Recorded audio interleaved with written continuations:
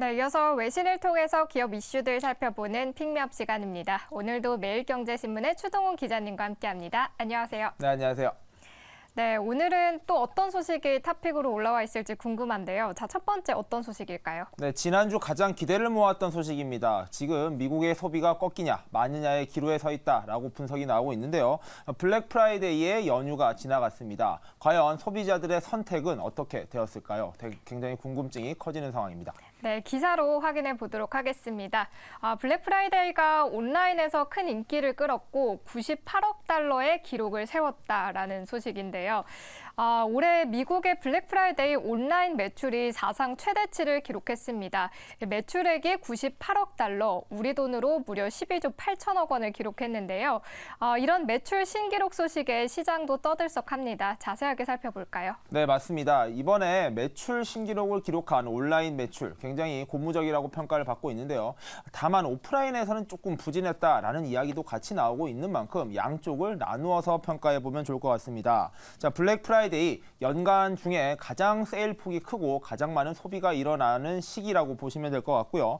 온라인 매출이 역대 최고 기록을 경신했다라는 뉴스가 나왔습니다. 어도비 애널리틱스에서 분석을 해본 결과 이번 매출은 전년 동기 대비 7.5% 증가한 98억 달러로 집계됐다라고 자료를 발표했습니다. 이거는요, 전년 대비보다도 7% 넘게 오른 데다가 역대 최대 규모입니다. 즉, 시장의 우려와 달리 온라인 매출 같은 경우에는 블랙 프라이데이의 기대 이상으로 좋은 성과를 거뒀다라고 분석이 되는데요.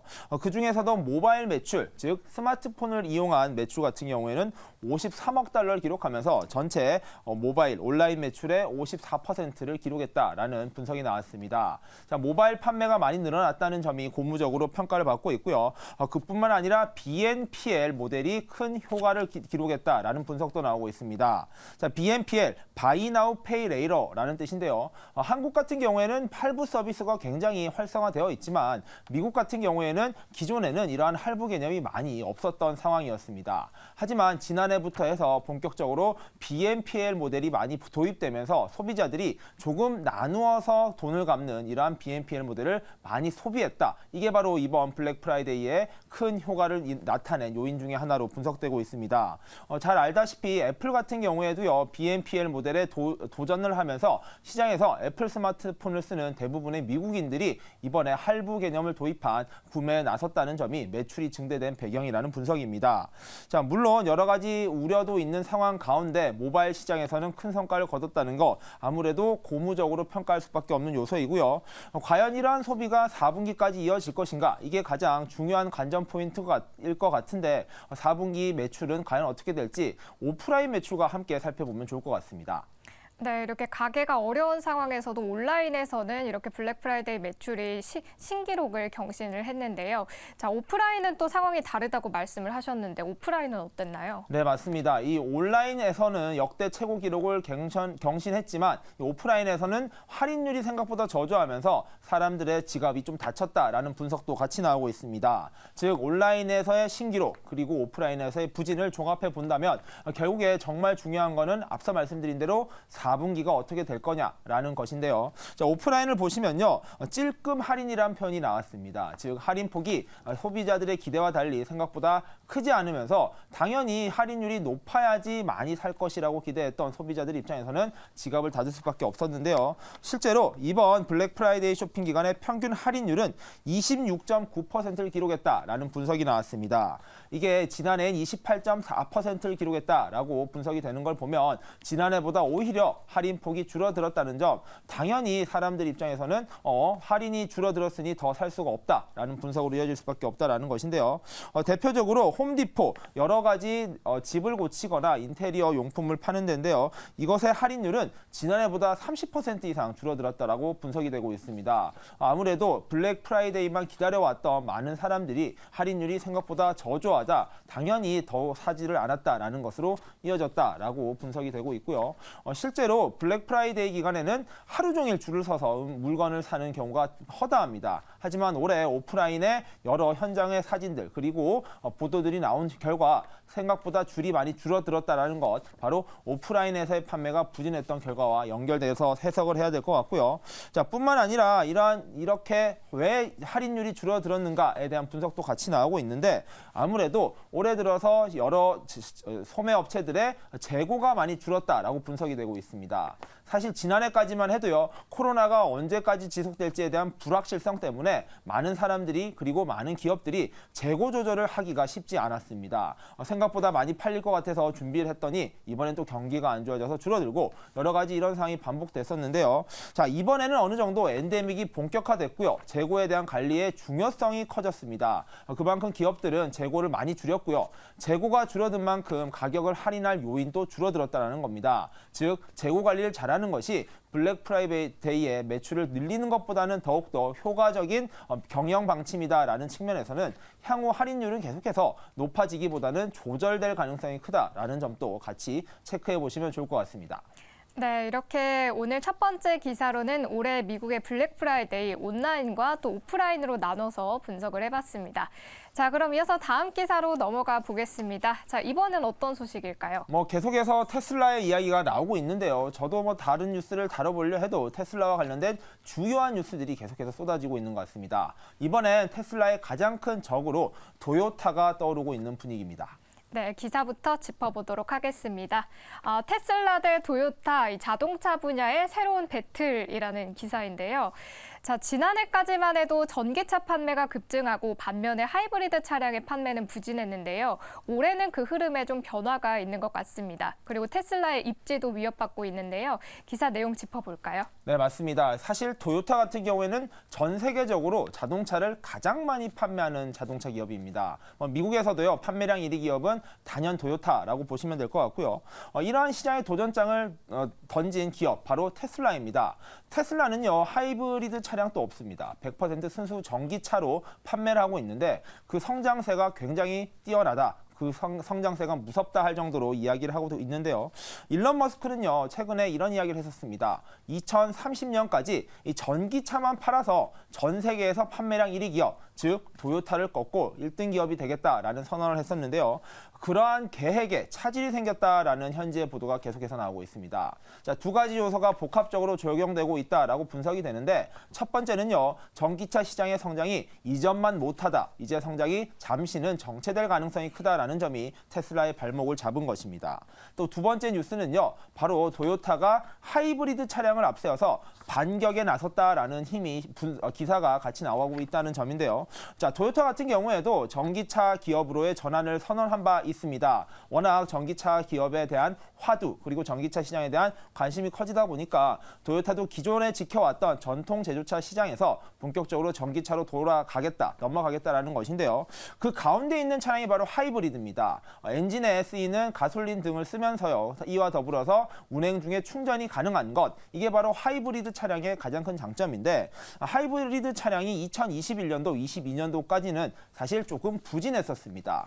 드디어 하이브리드 시대가 끝이 났다라는 이야기가 나올 정도로 도요타의 하이브리드 차량이 어려움을 겪었었는데요. 여기에 반전이 발생한 게 바로 올해라는 것입니다. 도요타의 하이브리드 차량의 판매량이 굉장히 많이 늘어나면서 시장에서는 전기차로 가기 전에 하이브리드 차량을 한 번 더 주목해야 된다라는 분석에 힘이 실리고 있는데요. 자, 왜 하이브리드 차량이 인기를 끌고 있나에 대한 분석도 같이 나왔습니다. 자, 월저널에 따르면요, 하이브리드 차량 같은 경우에는 우선 전기차보다 가격이 저렴합니다. 아무래도 현재 경기가 어렵다 보니까 조금이라도 싼 자동차를 사려는 것, 소비자들 입장에서는 가장 먼저 고려해야 될 요소라고 봐야 될 것 같고요. 두 번째로 전기차의 가장 큰 약점이라고 할 수 있는 충전 시간이 오래 걸린다라는 점이 하이브리드 차량에서는 발생하지 않는다는 것입니다. 하이브리드는요, 전기 충전도 하지만 이와 더불어서 가솔린이나 경유 등의 휘발유를 이용한 충전도 가능하기 때문에 전혀 문제가 없다라는 거고요. 이와 더불어서 하이브리드 차량은 바로 내연기관 기관차보다는 훨씬 연비가 좋다는 점, 즉 절충안으로서는 하이브리드 차량의 매력이 여전히 높다라는 분석에 힘이 실리고 있습니다. 자, 이런 상황이 계속되다 보니까 아무래도 테슬라 입장에선 2030년까지 도요타를 꺾겠다라는 계획에 차질이 빚을 것이다라는 분석이 분석이 나오고 있고요. 자, 정말로 정면 승부는 24년도부터 본격화될 것 같습니다. 자, 23년이 전기차의 성장세의 끝을 보였다면 24년도에도 그런 분위기가 계속될지 아니면 전기차의 반전이 이루어질지 같이 살펴보시면 좋을 것 같습니다. 네, 이렇게 오늘 두 번째 기사로는 하이브리드 인기 속에 좀 새롭게 형성이 되고 있는 테슬라 대 도요타의 경쟁 구조 함께 살펴봤습니다. 자, 그럼 이어서 다음 기사로 넘어가 볼까요? 자, 이번엔 어떤 소식인가요? 자, 지난주에 가장 큰 화두가 바로 엔비디아였습니다. 엔비디아의 실적과 향후 미래 전망에 대한 관심이 컸었는데요. 그때 가장 우려했던 소식, 바로 중국 시장에 대한 우려였는데요. 그게 일주일 만에 현실화되고 있습니다. 네, 기사부터 체크해 보겠습니다. 엔비디아가 중국용 AI 칩의 출시를 연기했다라는 소식인데요. 미국의 대중국 수출 통제를 우회하기 위해서 엔비디아가 개발한 이 엔비디아의 중국용 AI 칩 출시가 이렇게 연기가 됐다는 소식이 들려왔네요. 자, 어떤 이유인지도 함께 살펴볼까요? 네, 맞습니다. 중국 시장 같은 경우에는요, 엔비디아에게 5분의 1 정도의 매출을 발생시키는 굉장히 큰 마켓입니다. 그러니까 이 중국 시장에서의 부진이 발생하면요, 엔비디아의 실적에는 당연히 타격이 있을 수밖에 없습니다. 자, 3분기 실적이 워낙 좋았습니다. 그런 가운데 엔비디아에서 단 하나 우려를 표한 게 있습니다. 바로 중국 시장에서의 부진이 발생할 경우 어려움이 커질 것이다 라고 전망을 했었고요. 호실적에도 불구하고 주가가 계속 빠진 이유, 바로 이 뉴스 때문이었습니다. 이렇게 엔비디아가 우려를 표했었는데요. 불과 일주일 만에 이 우려가 현실화되는 분위기입니다. 바로 엔비디아가 중국으로 수출하기 위해서 만든 다운그레이드 AI 칩의 수출의 시기가 조금 미뤄질 수 있다라는 분석이 나왔다는 건데요. 기존에 AI 칩을 만들고 있는 엔비디아 입장에서는 중국을 수출하는 데 있어서 미국 정부의 규제가 있었습니다. 그렇다 보니까 이 규제를 피하기 위해서 중국향 모델, 즉 성능을 조금 낮춘 AI 칩을 만들어서 중국에 공급하고 있었는데요. 이번에 새롭게 만든 모델이 바로 H20, L20 그리고 L2라는 세 가지 모델입니다. 자, 그 중에서도요, H20이라는 가장 좋은 성능을 자랑하는 중국향 반도체 칩이 생산이 지연되고 있고 그로 인해서 수출이 조금 밀려질 것이다라는 보도가 나왔습니다. 자, 결국에는 중국 시장에 수출할 반도체가 공급되지 못한다라는 것이고요. 엔비디아 입장에서는 그만큼 매출이 감소할 수밖에 없는 뉴스라고 봐야 될 것 같습니다. 그렇다 보니까 시장에서는 우려를 표했던 중국의 문제가 벌써부터 시작되는 것이 아니냐라는 우려가 커지고 있다라는 점 한번 체크해 보셔야 될 것 같고요. 자, 다행히도 L20과 L2라고 불리는 나머지 모델들의 수출은 여전히 지장이 없는 것으로 파악되고 있습니다. 그런 만큼 엔비디아 입장에서는요, L20과 L2의 모델을 계속해서 수출하는 가운데 H20의 문제점들을 빨리 바로잡고 빠르게 수출을 해나가겠다. 이게 핵심 전략이라고 보시면 될 것 같고요.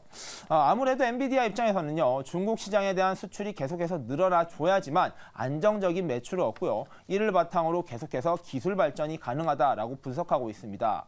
만약에 중국 시장이 흔들릴 경우에는요, 계속해서 엔비디아의 매출에 타격을 입힐 거라는 점, 그러면은 경쟁사 입장에서는 호재로 발생할 수 있다, 호재로 작용할 수 있다라는 점에서 엔비디아에게는 24년도 중국 시장에 대한 매출이 어떻게 되느냐가 굉장히 중요한 열쇠가 될 것이라는 점 다시 한번 체크해 보시면 좋을 것 같습니다. 네, 이렇게 오늘 마지막 기사로는 엔비디아의 중국용 AI 칩 출시가 연기됐다는 소식 그리고 관련한 내용들 함께 짚어봤습니다. 자, 오늘 저희가 준비한 픽미업 소식은 여기까지고요. 오늘도 매일경제신문의 추동훈 기자님과 함께했습니다. 오늘 말씀 고맙습니다. 네.